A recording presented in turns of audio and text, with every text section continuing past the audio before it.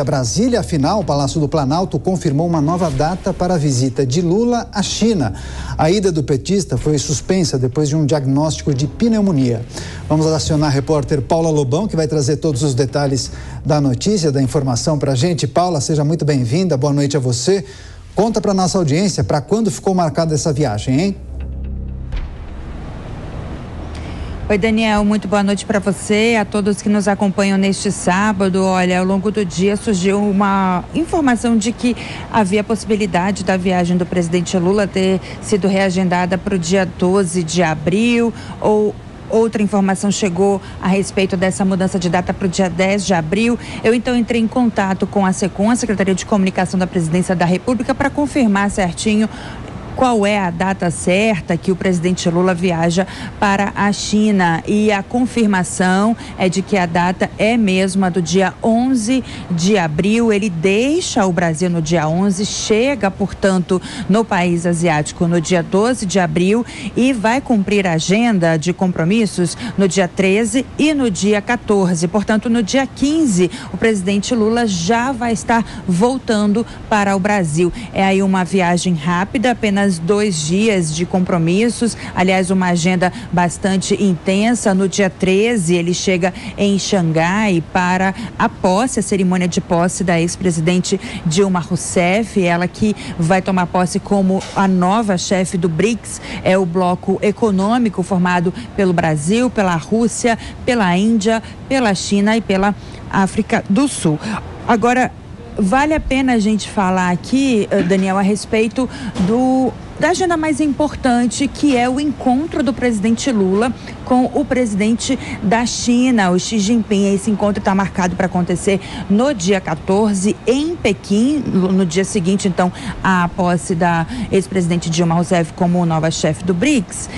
E nesse encontro, nessa agenda, existe aí, está marcado para que os dois países assinem pelo menos 20 acordos comerciais, Brasil e China. Também está prevista uma visita do presidente Lula à Assembleia Nacional Popular.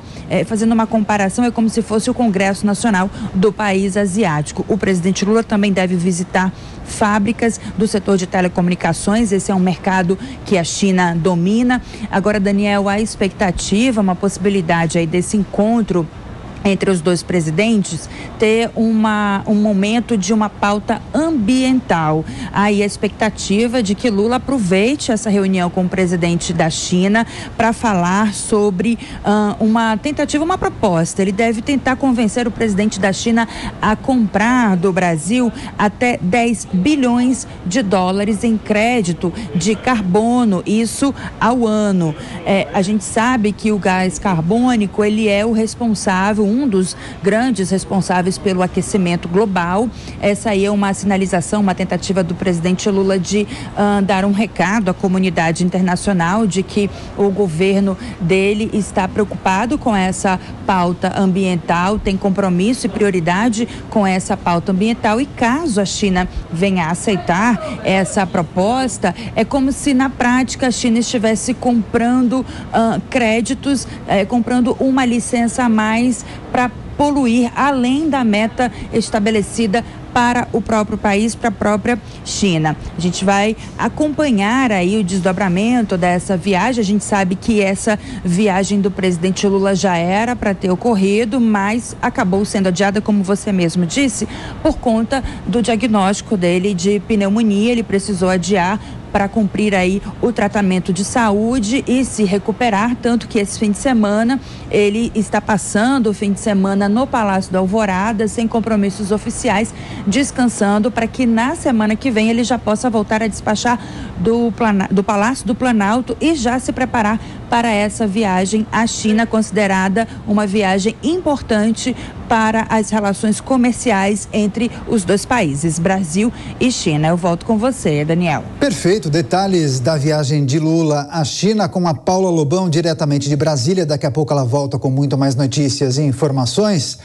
E para comentar as notícias mais importantes do dia, eu recebo a cientista política Daisy Ciocari, a quem agradeço demais pela participação. Daisy, seja muito bem-vinda, uma ótima noite para você. Vamos então tratar desse primeiro tema, esse primeiro assunto do Jornal Jovem Pan. Então, depois daquele cancelamento em função da pneumonia, uma nova data já confirmada pelo Palácio do Planalto, dia 11 de abril, Lula irá à China. Naturalmente, podemos esperar uma intensificação da relação comercial entre Brasil e China. A nossa repórter adiantou, inclusive, a possibilidade de Lula tentar negociar com que a China compre créditos de carbono do Brasil, mas acredita que outros temas também entrem em pauta, como, por exemplo, guerra na Ucrânia? Qual a importância dessa viagem?